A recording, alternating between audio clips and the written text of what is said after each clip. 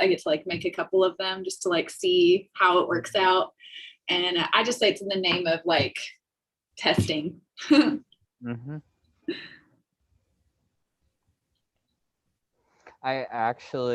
So I have a couple of ink stains in my shirt, and I'm so happy that you did this, because initially I was thinking I need to do something about this. And then I was like, I don't know what to do. And then you brought up tie-dye a couple of weeks ago. Yeah. I was like, ooh, that's how I could fix that.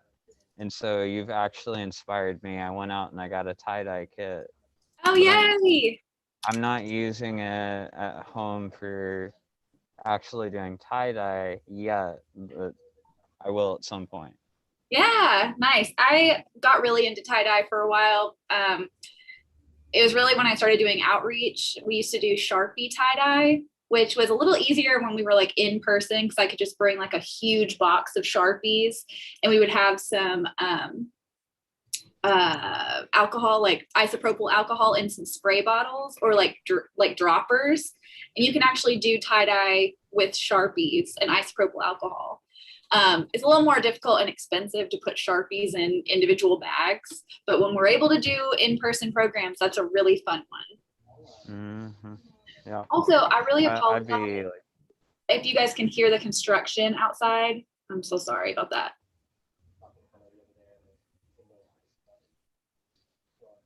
So it looks like we've just got Sunny with us then.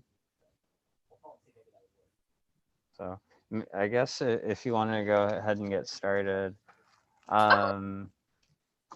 I've never done that, so I don't know if I'm going to need water or anything to go with it. Yeah, so you will want to get your mask. So you'll have your mask here, and you will want to get your mask completely soaked with water. Like you'll want to have it completely wet. So if you want to, I'll give you a minute. I probably have to go get mine wet as well. So yeah, we'll all go get our masks wet and then come back.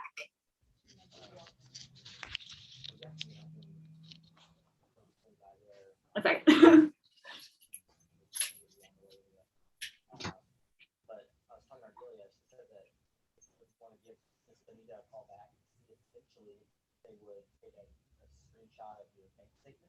That should show SSI, hitting your bank account.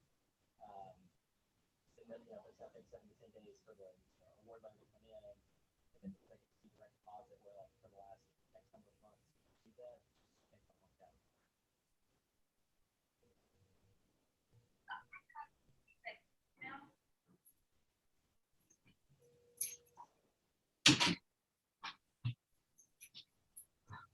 Whew. All right. Did forget about that step, but you do need to have your mask completely soaked with water. So, all right, I'll just be a little out of breath because I ran to the workroom. Okay, so now that your mask is wet, but maybe not dripping, you just want it to be nice and wet. You can start, you'll see in your kit that you got some rubber bands. So you can do your rubber bands in lots of different ways. One of my ways that I like to do it, the way that I did this design, was that I put a rubber band like right in the middle. You can think of it like wherever you put your rubber bands is where there's going to be a white place, like a little piece of white. So there's no wrong way to do it. I'm going to go ahead and like pinch the middle of my mask and put a rubber band there. Like I said, there's really no wrong way, and you don't even have to put rubber bands on it if you don't want to. But I always think it's kind of cool. So I put one of my rubber bands there, so my mask kind of looks like this. And then, maybe I'll put a rubber band on each end as well. And this is just going to like create stripes in your tie-dye pattern.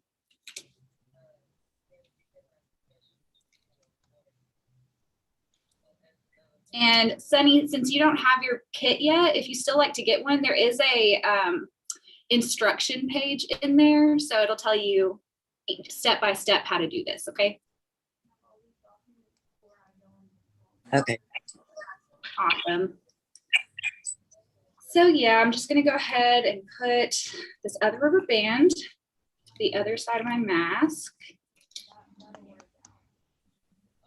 And just to reiterate, you know, there's no wrong way to put your rubber bands on there, and you don't have to put a rubber band on if you don't want to. That's totes fine as well. So I've got this cool pattern going.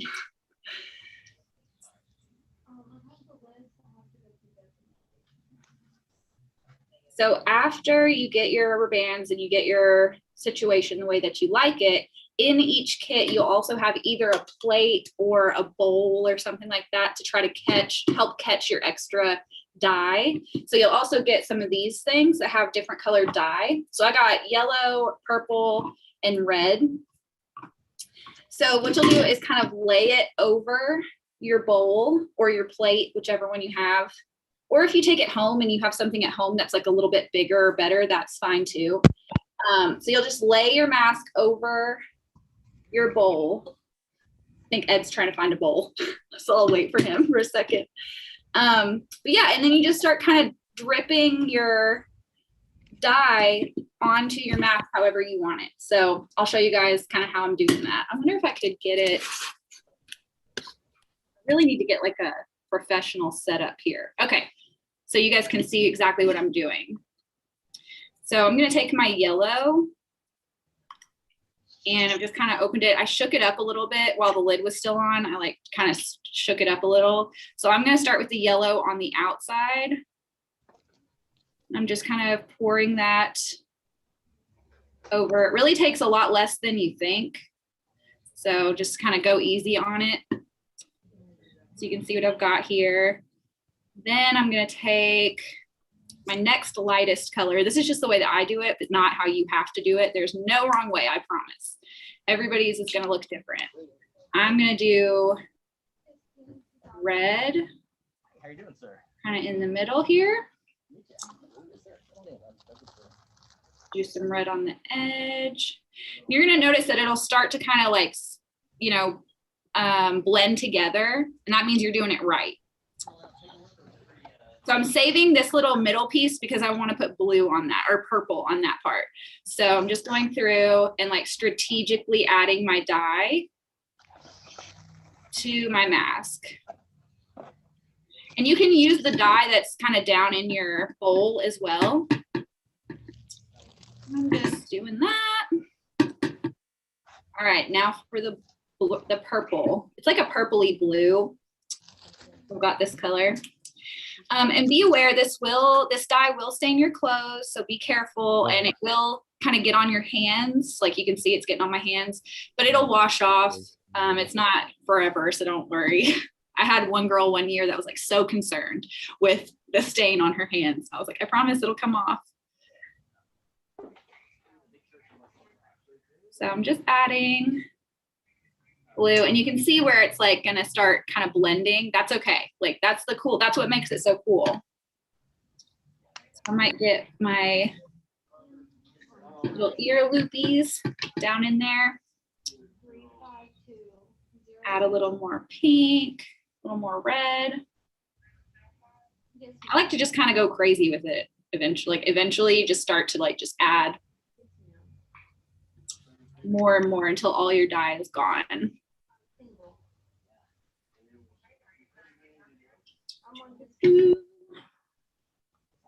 All right, so once your mask is completely saturated and has all its colors on it and you're happy with the way that it looks, what you need to do is lay this out somewhere where it won't be bothered for a while. Let that color kind of sink in. Hang on, let me turn this up really quick. Hello again. So you'll want to let this color kind of sink in. So before you take the rubber bands off, you're going to want to just like lay it out on a paper towel, let it sit for a little while. You can kind of wring it out a little bit, but just know that the more you wring it out, the more the colors are going to blend. So if you're very happy with the way that it looks and you don't want those colors to blend anymore, don't continue to like wring it out or anything. Just lay it out and let it kind of dry the way that it is. It might take a couple hours, but just let it do its thing. Then once it's like pretty much dry, you can take the rubber bands off and rinse it under cold water. Once you've like rinsed it under the cold water and the water's running clear, then you should be good to just like lay it out and let it dry. And it'll turn out something like this. You can wash it. Once you've like done that, you've rinsed it with cold water, you've let it dry, you should be safe to wash it in like the washer, but make sure you're using cold water, not hot water. And the first couple of times I would wash it by itself or with something that you don't really care if it gets ink on it, like towels or something. Like I wouldn't put your best shirt in there with it is what I'm saying. I'm going to go ahead and take my rubber bands off since I already have one, but I'm just going to take my rubber bands off so you guys can see what mine ended up looking like. Let's see. Even though this isn't really technically how you're supposed to do it, but it's one of those crafts where you kind of have to be patient.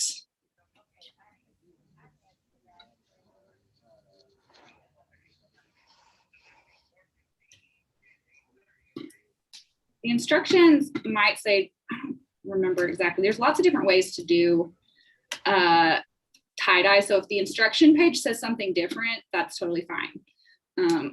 There's a lot of, like I said, a lot of ways to do tie-dye. So I would say go off what the instructions say for sure, whatever that is. I don't have one right in front of me. Ed, do you have one of my instruction pages right in front of you by chance? I do. Oh, So cool. it says, make sure your fabric mask is completely wet. That's step 1. Cool. Step 2, wring out any excess water, lay inside the bowl. Step 3, place rubber bands around the mask to create a different tie-dye, to create different tie-dye effects. Cool. And you also had an asterisk beside this saying, this is optional. Cool. Step 4 says pour the dye over the different areas of the mask until you like the effect. Mm-hmm. And step 5 says lay out and let dry before wearing. Oh, cool. Okay, then I pretty much got it right. I pretty much got had the same thing. This is what mine turned out looking like. Pretty cool looking, I think. This is probably my favorite one, I think. This side looks really cool. So give me a moment and I'll show you what I managed to get. Yeah. I think that it's probably fine. Like all the instructions that I read online were like, let it dry first. But like, I don't see why not. You can't just take it out and let it dry flat. It seems like it would dry faster. So yeah, mine turned out cool. I can't wait to wear this one. I'm gonna let it dry in my windowsill. I would definitely say don't put it anywhere where you're worried about the ink getting on anything. It will stain stuff. Oh, whoa, cool. Oh. That is neat looking. I love it. It looks very patterned. It's just so cool how putting the rubber bands in different places will make different patterns. That is I'm gonna neat. love this one. Yeah, I'm gonna be like wearing this every day. So.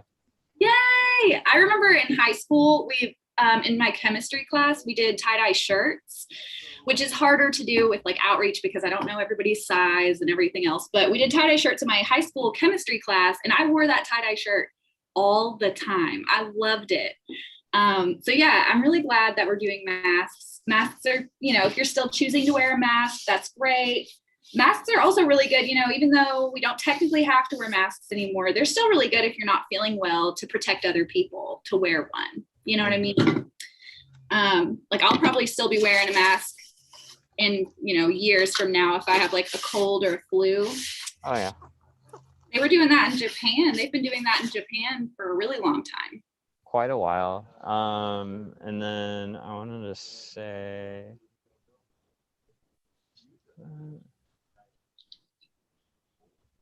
yeah, I think that'll be fine. I was thinking there's not enough purple on there. I need to. You can always add more if you still have some of your colors left over, like go for it, add some more. I also wanted to mention, so this is the one I made before and the mask was a little big for me. So I tied the the little loopies, the ear loops. You can also like cut them and tie them if that works better for you. So if it's a little bit big, that's a way you can kind of adjust these fabric masks. Or if you just dry it in the dryer, sometimes that shrinks them. But yeah, this is a really fun craft. I bought, just so you guys know, like if you wanted to do this on your own, the fabric dye that I bought, I got it at Walmart, and it's like powder fabric dye that you can make like so much. It's like a powder, and all you need is boiling water. I was just over there last night I was actually looking for like white dye. They didn't have that, but they had several others. Oh yeah. Yeah. And I like the powder kind because, like I said, it makes so much. You don't just have to, ooh, wow. Did you add some purple to it? A little bit more purple. Yeah. It's cool. I like it. But yeah, so you can make this fabric dye. I think like the packs, like the boxes of fabric dye cost me like $3 a piece or something. And then Maybe even less. Michael's is where I got mine. I think they had one for like $14. It came out to, I think, about 20. Oh, for like the whole kit? Mm-hmm. Oh yeah. And then there was, you could get your bucket to do it in at Walmart for like probably not even $5, maybe like $3. Oh yeah. Well, and like I was saying, if you didn't want to spring for the whole kit, if you just knew the colors that you wanted, you can just buy that fabric dye, the powder fabric dye, and make it at home for like under $10. And you make a ton of it. You could like start a whole business, just tie dye and stuff for like, for very, very little money. So this is one of my favorite go-to projects for people who are just kind of getting into it for sure. But yeah, that is what I've got for you today.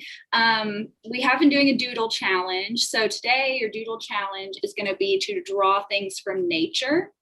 So I like to draw trees. So I will show you guys kind of what I'm talking about.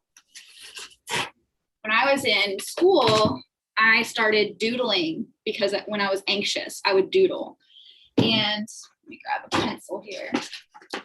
One of the first things that I learned how to draw was a tree. And it was just like a bare tree. Like it didn't have leaves or anything like that. But I will show you guys.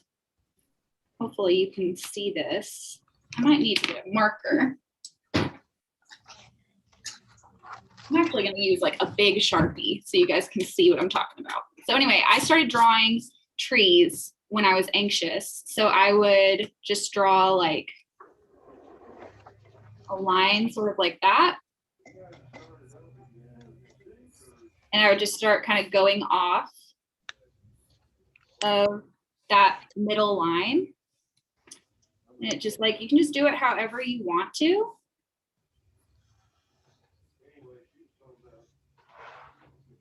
And it just takes very little effort, but it really helped me in class when I was anxious or when I was nervous to just kind of draw these. You'd find them like all over the side of my paper, all over my worksheets and everything else.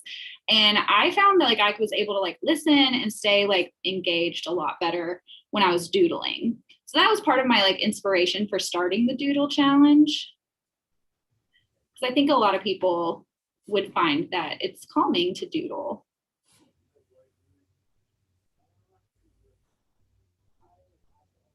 You can just keep adding things like that. And that's just how easy it is. But yeah, oh, another thing you can do that's like nature is you can draw like little plants. So you can draw like little potted plants. And I am not an artist, so please don't judge me on my drawing abilities. This is why it's called doodling. But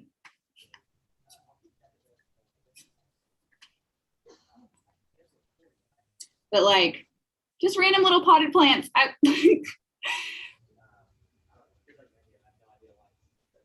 I loved drawing like succulents and stuff like that. So anyway, that's my best guess. Much better it's tree, but you get the idea. Your drawing challenge this week is draw something from nature.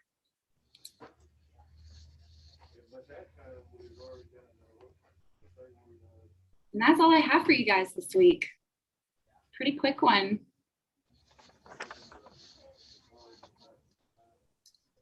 Oh, nice. So you're super good at drawing.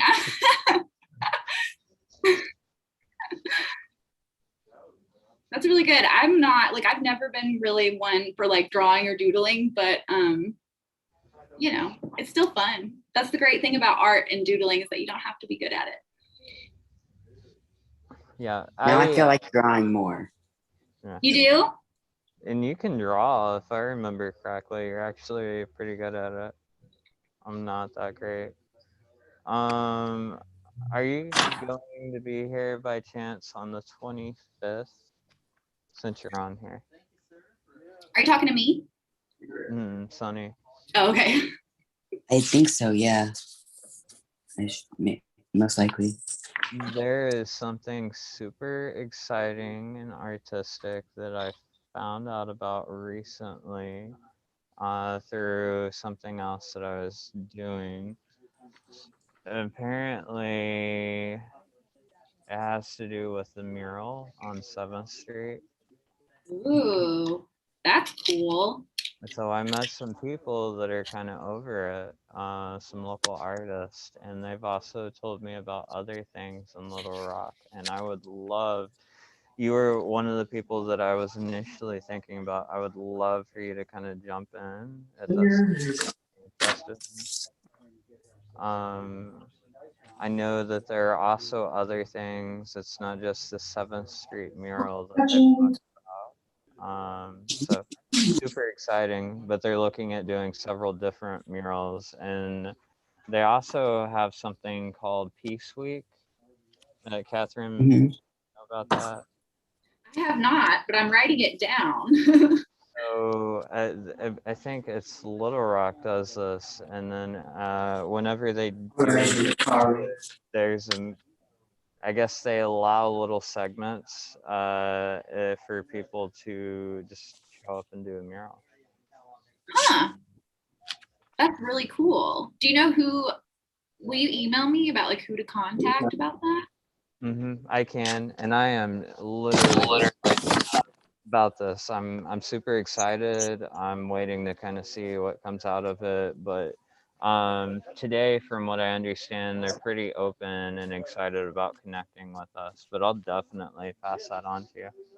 Yeah, we don't have a whole lot of teams here right now, but a lot of my outreach groups, you know, like working with you guys and working with, I also work with Juvenile Detention Center, and I also work with Youth Home. And so I'm sure there's some people there that would be like, you know, would be really interested in doing something like that. Absolutely. Yeah. We'll definitely, I'll go ahead and it's a phone number that I have, so I'll go ahead and just email you that. I appreciate it so much. Thank you. Absolutely. Thank you so much, Sunny, for being here. I've been working on this for a good few months. Oh, wow. I love it. That is so cool. What a cute little scary guy. Actually, I've kind of been amazed. Like I don't know how people do Oh, me either. Yeah, I could never. I'm not very good at drawing at all. Wow. Yeah. So cool. Is more abstract? I'm not sure like the exact style. It seems really cool. I have a couple of friends who draw like that, and it's just so interesting. I have a lot of friends who do like comics and stuff. Have you ever worked on anything like that? No. You don't do any comics or anything? They do like illustrating for comics, and it seems really cool. It just, the first piece that you showed us, it's like struck me as like, oh, it would fit right in with like comic illustrations and stuff. Yeah. I mainly draw when I'm upset. Well, that's a good outlet. You're really good at it too. So. Thanks. Yeah.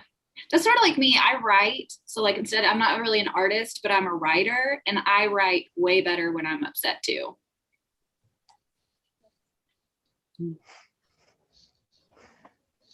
Yeah. Stuff. Sorry, I was just thinking about the email. Just don't hit the send button. Oh, got it. Well, thank you so much for having me. I'm gonna head out, but I'll see you guys next week. Let's see. So I think next week we're gonna be doing galaxy painting.